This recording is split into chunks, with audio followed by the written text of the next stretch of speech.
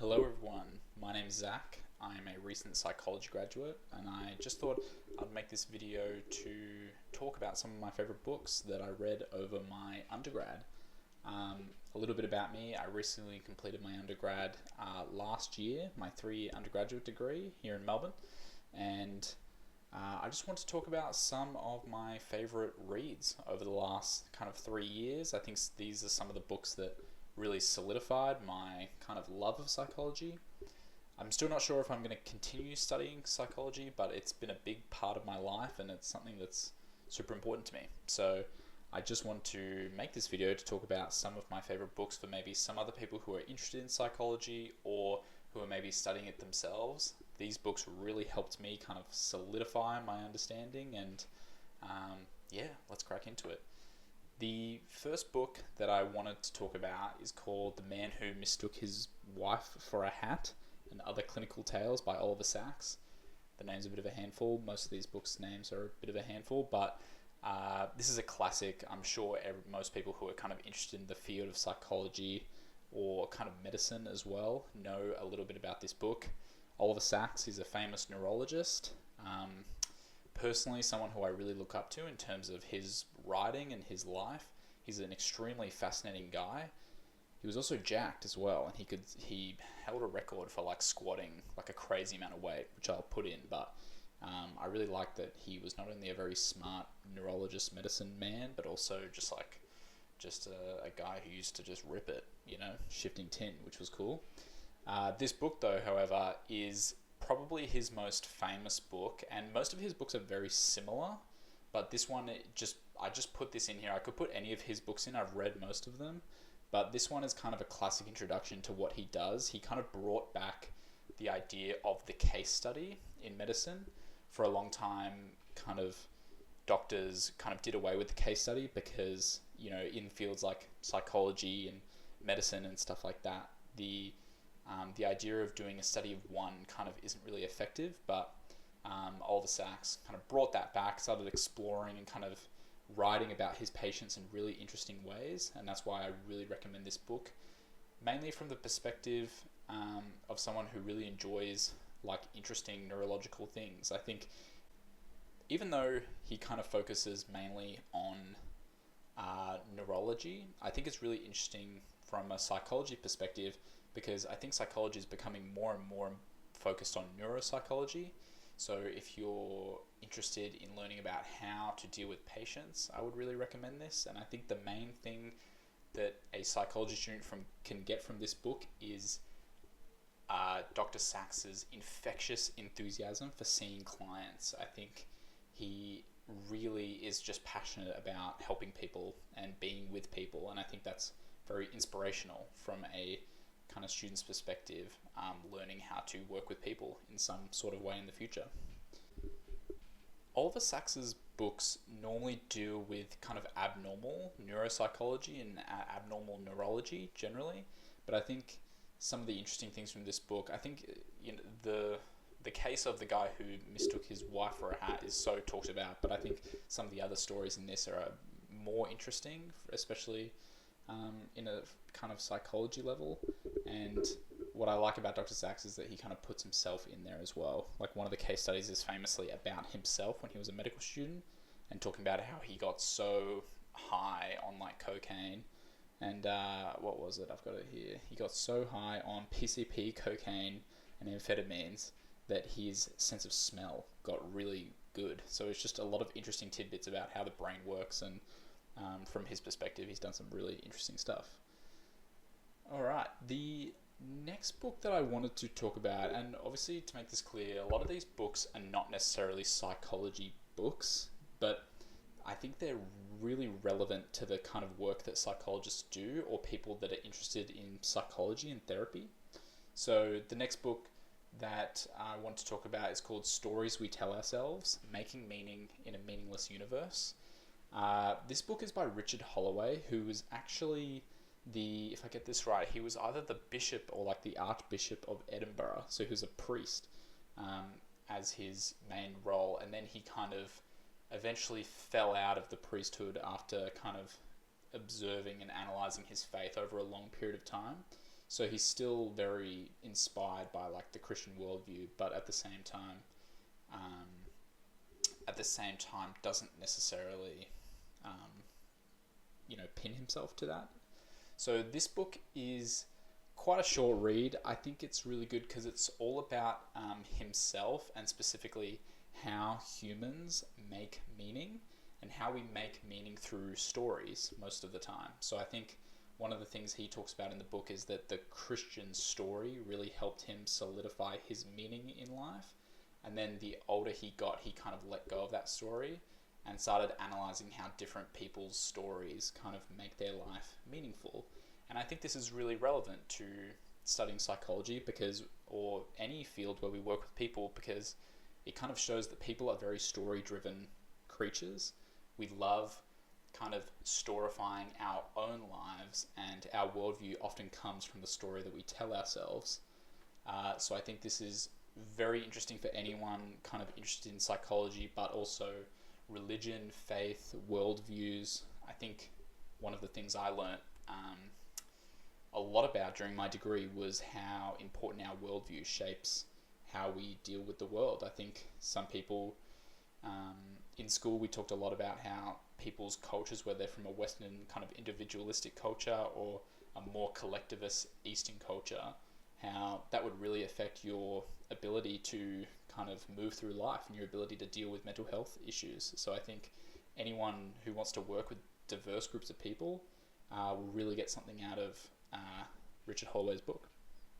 The third book I wanted to talk about is, again, not a psychology book, which is a common theme for a lot of these, but it's called Tuesdays with Morrie by Mitch Albom. I think I'm saying that right. Tuesdays with Morrie is a really short read, and it's about a sports journalist who actually goes and interviews his old kind of sociology professor when this professor is kind of nearing the end of his life. And as they start spending more time to each other, these interviews get more and more intimate, and it starts to become a book about the end of this man's life and how he kind of lived and how he is dying. So I think this book is incredibly interesting because you just get to learn about this like wonderful man who like lived this amazing life and used to like dance every week and did all these amazing things, and you learn how he slowly starts to deal with his body deteriorating and how he slowly starts to deal with the end of his life. And I think this is an amazing book because, like Richard Holloway's book, it's about meaning and about what makes life actually worth living. Because I think, and this will become evident in the books further down, is that I think the presence of the fact that we're all going to die and we're all not going to be here one day really influences how we live our lives in the present. And I think Tuesdays with Morrie really outlines like how life is meaningful to this one person, but also like what makes life meaningful anyway at the end of the day. I think Morrie as a person and as a character in the book really explains what is actually important and what's not, especially when you get to the end of your life. And I think there's a lot of obvious things, like obviously he prioritized like relationships and having fun and learning and teaching, but I think a lot of people can get a lot out of this book, even if you're not studying psychology. The next book I want to talk about is a classic, and this is on every single person's list of important psychology books, but it's on there for a reason, because it's extremely important to not only psychology people, but I think everybody should read this book, to be real. So it's called Flow, The Psychology of Optimal Experiences by Mihaly. I can't pronounce his last name, but that's okay. Nobody can. I'm joining the bandwagon. So this book is all about the flow state or optimal experience and how humans kind of can get in this middle range of when tasks are not too difficult, but they're not too easy. They're the perfect level of challenge. They're in that sweet spot, and that's when we achieve the flow state. So a lot of people achieve the flow state like you can. Like an example, I think, that is talked about in the book or whatever is when people are playing games, or if you're playing chess, or you're like running a marathon. Like if that challenge is in that kind of middle zone, it is very pleasing to our brains, and it makes kind of time move away. And the whole book, the author has done a lot of more serious psychology studies that you can actually read about that are very interesting. But this book is kind of a condensed version of all of his kind of life's work into flow state. The reason why I think this book is incredibly important to psychology students is, or just people in general, you don't have to be a psychology student to enjoy all these reads, is because flow is incredibly important to the day-to-day lives of people, and I think it's actually very important to mental health as well. I think a lot of people's problems kind of are not necessarily caused by, but can be explained by their lack of flow state in their life. The reason why I love this book is because as I read it, I started to analyze like my own kind of flow states, and you realize that if you live a life without kind of getting into that optimal state of experience, like when you're playing a sport, or when you're kind of writing something, or when you're doing fun stuff like this, like your life suffers for it. And I think a lot of people subconsciously know that, but this book kind of lays out exactly like why that's important. So I think people's ability to chase flow in the day-to-day life will improve their lives over time, I think. Who knows? But I think this is a real eye-opener, and this is one of those books where you read it and then you don't really look at life the same way afterwards. It kind of really changes how you want to live day to day, which is always the sign of a great book. It's kind of a mind blower. Yeah. My next two books are by the same author, and I think kind of that represents, because I've read this guy's pretty much every single book that this guy has made. He's one of my favorite authors. So the first book that I'm going to talk about is called The Gift of Therapy, an open letter to a new generation of therapists and their patients, by Irvin Yalom. So Dr. Irvin Yalom, he was a psychiatrist and a psychotherapist for a really long time, based in San Francisco, and he wrote an incredible amount of books and works on psychotherapy. He was an absolute champion, and I would say like master psychotherapist. So anybody interested not only in doing the therapy side of psychology, but also I think you can get a lot out of this just being a kind of like a lay person or someone who's interested in therapy. Maybe they've gone to therapy, but you can still get a lot out of Dr. Irvin Yalom's books, even if you don't want to become like a sit-down therapist. I know for me, it kind of really influenced my decision in terms of potential career and everything. I don't think I want to become a therapist, but I love these books because it teaches you so much about the actual, what it's actually like and the craft of therapy. So this book is pretty much just a collection of like kind of tidbits and advice about being a therapist and what makes a good therapist a good therapist. And I think one of the things in the book that he talks a lot about, which I think is applicable to everyday life, is his focus on the here and now, and being in the here and now, and constantly resetting yourself when you're kind of in a dialogue with someone into the here and now.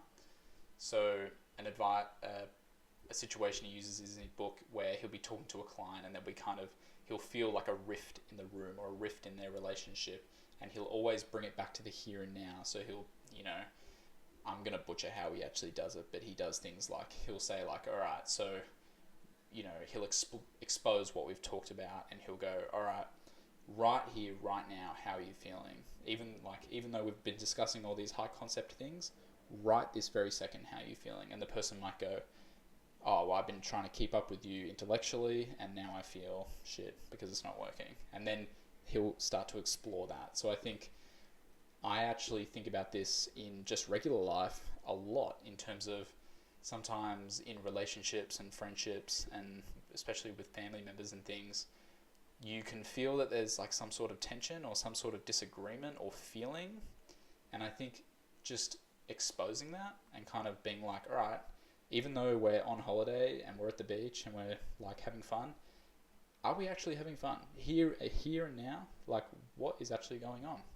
So I think I'm doing a bad job at explaining this, but it is an incredibly fascinating book from the perspective of someone who's doing therapy forever, about like these little techniques that that talk about how things work. And I also like about all of Irv's books is that he talks a lot about being like the perspective of someone being a therapist, and like how weird and how amazing of a job it is. I'm sure a lot of therapists would agree that it's one of those jobs where it's incredibly difficult and odd, but at the same time incredibly rewarding. And he talks a lot about in his books like the privilege of being able to sit down and help these people through their problems, and I think that's really amazing. So again, I'm not sure if it made me want to be a therapist, but it was an incredibly interesting read.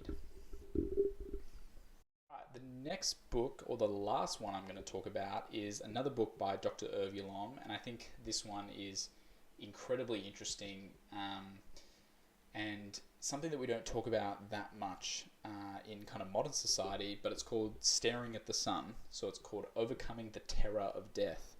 It's a very intense title. It's kind of like, it's very metal, this book.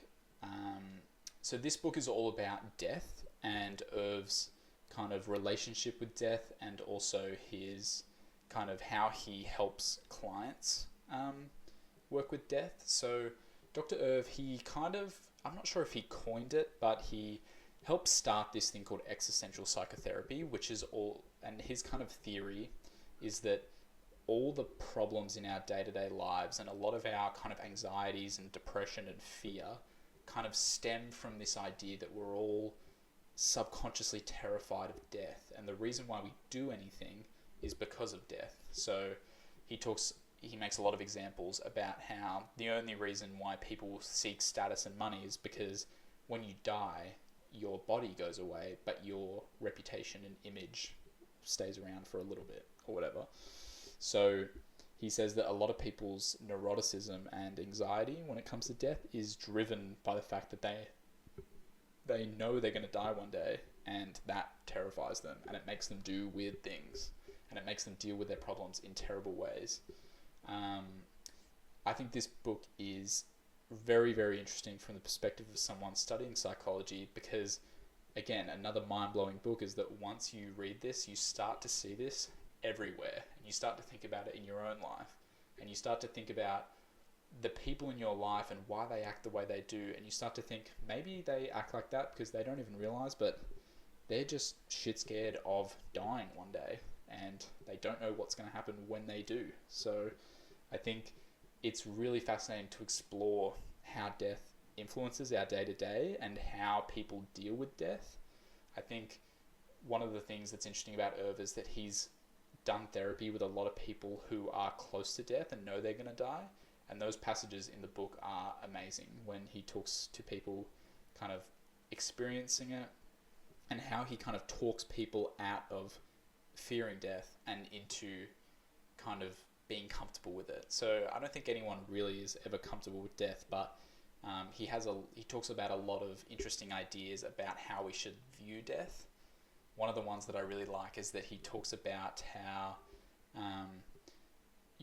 we existed in a black void before we existed. So we didn't exist for such a long time until the day we were born, and missing out on that time before us didn't cause us any harm or cause us any distress, but the idea of missing out on time ahead of us always does.